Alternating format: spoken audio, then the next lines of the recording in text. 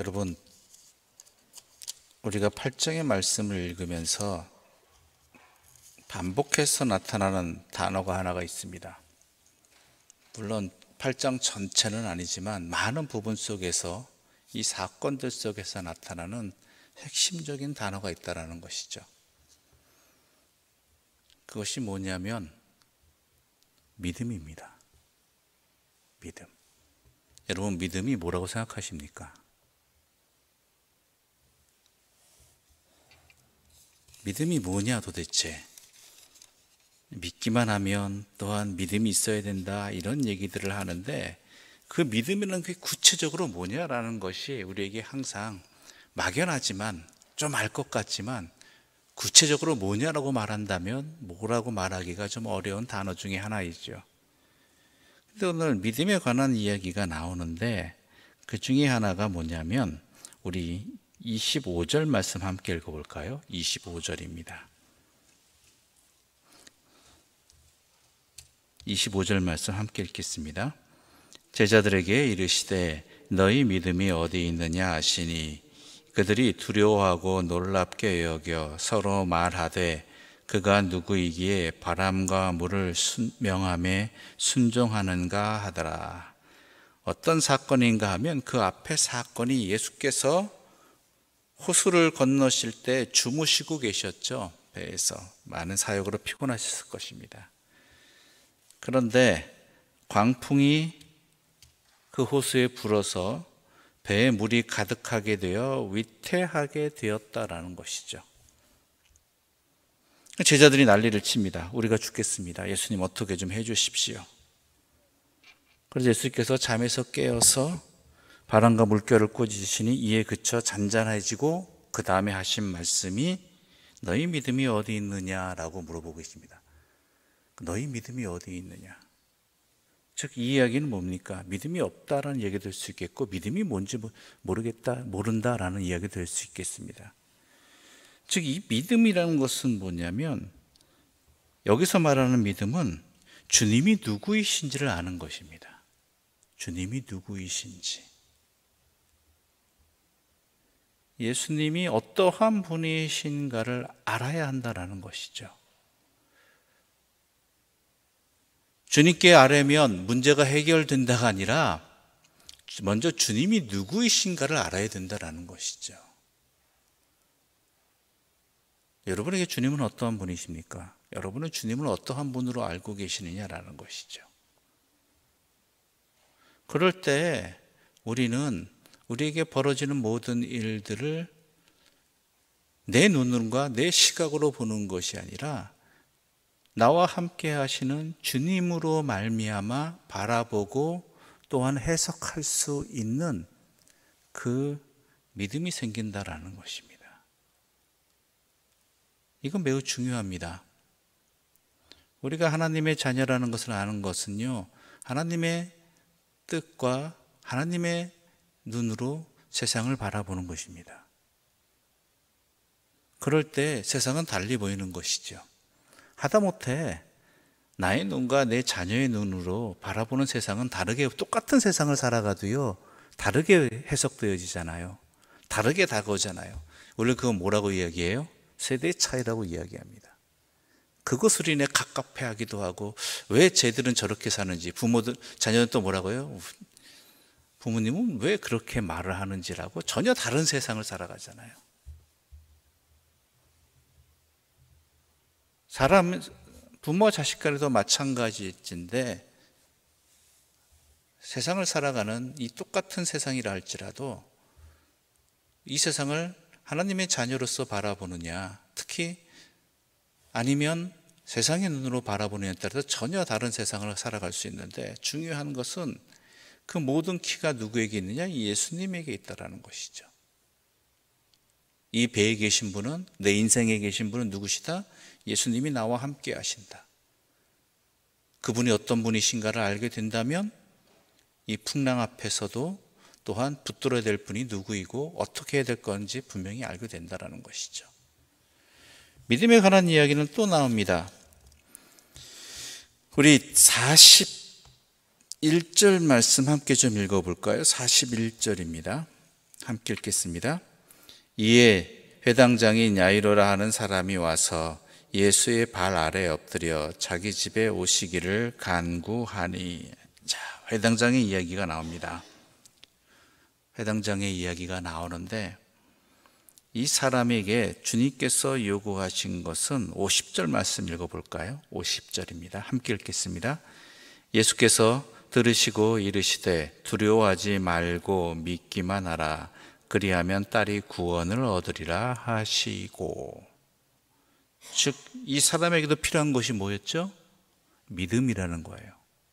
그런데 오늘 본문에서 이 회당장에게 중요한 믿음은 뭐냐면 예수님이 누구신가를 알고 예수님 앞에 엎드리는 이 모습이에요. 이 행동.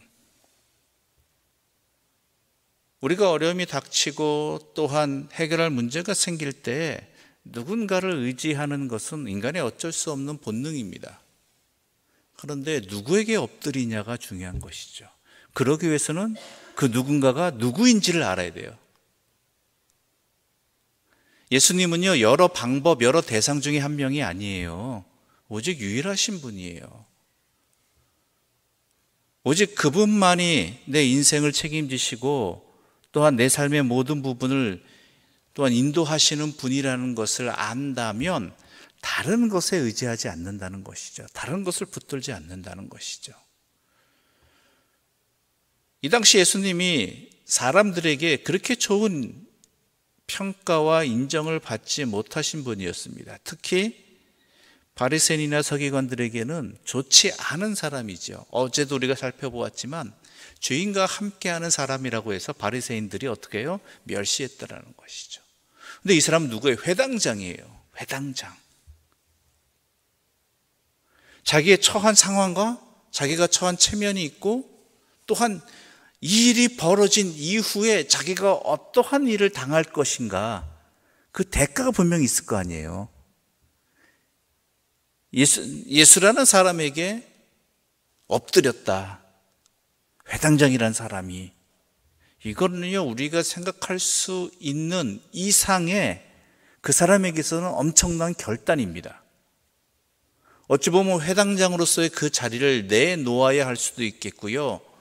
더 나아가서 베드로가 너도 예수님이 재판을 받으실 때 너도 그와 같은 사람이지라는 그 사람들의 말에 베드로가 3번씩이나 강력하게 부인할 정도로 당시 예수님도 마찬가지였다라는 것이죠. 그럼에도 불구하고 자신의 딸을 향한 자신에게 있는 이 모든 상황들을 해결해 줄 수 있는 분은 누구시다? 예수님이라는 것을 인정하고 그 앞에 그럼에도 불구하고 엎드릴 수 있느냐라는 것이죠. 따를 수 있느냐라는 것이죠.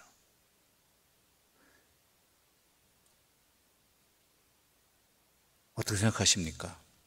여러분의 믿음은? 내가 생각하는 바, 내가 알고 있는 형편, 또한 내가 이 일로 인해서 겪게 될 손해볼 것들 이것저것 따지다 보면 하기 힘들 수도 있다라는 생각이 들 때가 있죠. 마치 니고데모와 같은 모습이 우리 가운데 있을 수도 있습니다.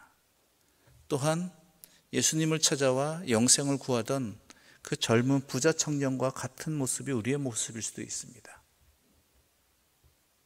그런데 야이로, 이 회당장인 야이로는 그렇지 않았다라는 것이죠. 또 한 여자가 나타납니다.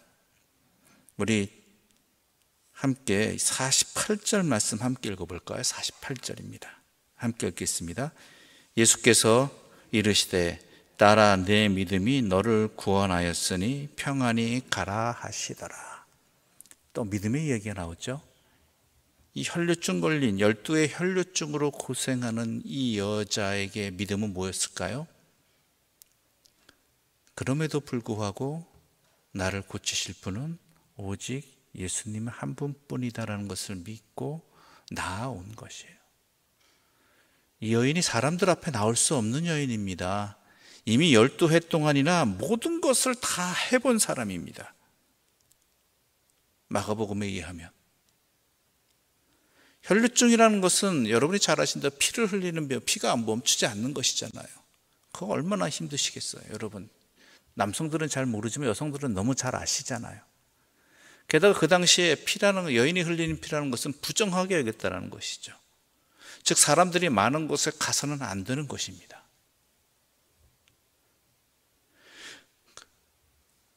그 여인으로 말미암아 많은 사람이 또한 부정히 여김을 받을 것이고 그것에서 원망하겠죠. 그럼에도 불구하고 이 여인에게 있어서 예수님은 자신의 이 모든 병을 고쳐주실 수 있는, 해결해 줄 수 있는 유일한 분이시다. 근데 그럼에도 불구하고 그분께 나아갈 수 없는 상황이지만 그럼에도 나아갔다라는 것이죠. 왜요? 예수님이 누구이신지를 조금이라도 알았기 때문에, 그 안 것에 대해서 따랐기 때문에. 우린 이런 얘기들을 합니다. 예수님 말씀 참 좋지만 살아가기에는, 그 말씀대로 살아가기에는 참 현실이 어렵다, 힘들다, 두렵다, 내가 손해보는 것도 많기도 하고 주변의 형편들도, 이런 상황들도 이렇다 저렇다라는 그러한 것들이 우리 가운데들 참 있습니다. 저도 그렇게 생각하고요, 여러분들도 그런 경험들이 있을 것입니다. 참 좋은 말씀인데 그 말씀 그대로 살았으면 좋겠는데, 그게 그럼에도 불구하고 이런 형편 저런 현실 때문에 힘들다라고 생각할 때가, 그래서 뒤로 미루기도 하고 또한 안타까이 쳐다보기도 하고 쓸쓸히 돌아가기도 하고 하는 것들이 우리의 모습이라는 것이죠. 그럴 때 우리가 믿음으로 행동할 수 있는 길은요, 주님이 누구이신가를 먼저 더 알기 원해야 된다는 것입니다. 예수님이 누구이신가를 더 알기 원할 때, 더 알 때 우리는 그 모든 상황들을 이겨낼 수 있는, 주님 앞에 엎드릴 수 있는 그러한 믿음의 행동으로 이어질 수 있다라는 것이죠. 그것이 오늘 본문의 믿음에 관한 내용입니다. 듣고 깨닫고, 그럴 때 주님이 누구이신가를 알 때, 또한 내 형편 이런저런 상황 가지 못할, 믿음으로 행동하지 못할 그 모든 것들을 넘어서는 이겨낼 수 있는 힘이 생기는 것이고, 그로 말미암아 주님의 은혜를 힘입을 수 있는 것이지요. 제자들에게도, 또한 회당장 야이로에게도, 12해 동안 혈루병 앓는 여인에게도 주님은 말씀하셨습니다. 믿기만 하라. 너의 믿음이 어디 있느냐? 내 믿음이 너를 구원하였으니 평안히 가라. 이러한 주님이 항상 우리와 함께 하십니다. 그 믿음으로 살아갈 수 있는 주님의 사람들 되시기를 간절히 소망합니다. 기도드리겠습니다. 하나님 아버지, 감사합니다. 우리 주님이 육신을 입으시고 이 땅에 오셨습니다. 그리고 우리 주님을 더욱 잘 알게 해 주셨습니다. 말씀으로 가르쳐 주시고, 또한 우리와 함께 하시며 우리를 고쳐 주시고 우리를 위해 십자가를 지셨습니다.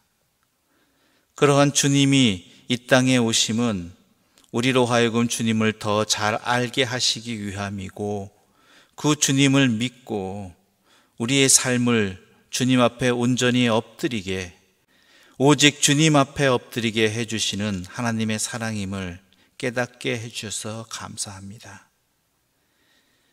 그럼에도 불구하고 우리는 내가 겪고 있는 현실, 또한 나에게 다가오는 여러 장애물, 게다가 내가 놓치기 싫은, 손해볼까 두려운 그러한 이런저러한 것들 때문에 주님 앞에 엎드리기를, 믿음으로 나아가기를 주저했던 우리의 모습을 불쌍히 여겨 주시옵소서.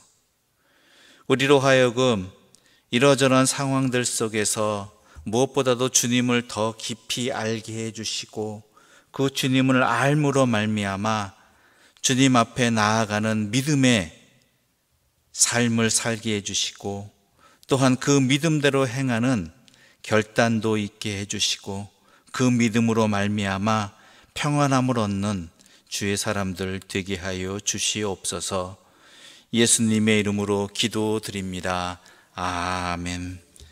하늘에 계신 우리 아버지, 아버지의 이름 거룩하게 하시며 아버지의 나라가 오게 하시며 아버지의 뜻이 하늘에서와 같이 땅에서도 이루어지게 하소서. 오늘 우리에게 일용할 양식을 주시고 우리가 우리에게 잘못한 사람을 용서하여 준 것 같이 우리 죄를 용서하여 주시고 우리를 시험에 빠지지 않게 하시고 악에서 구하소서. 나라와 권능과 영광이 영원히 아버지의 것입니다. 아멘.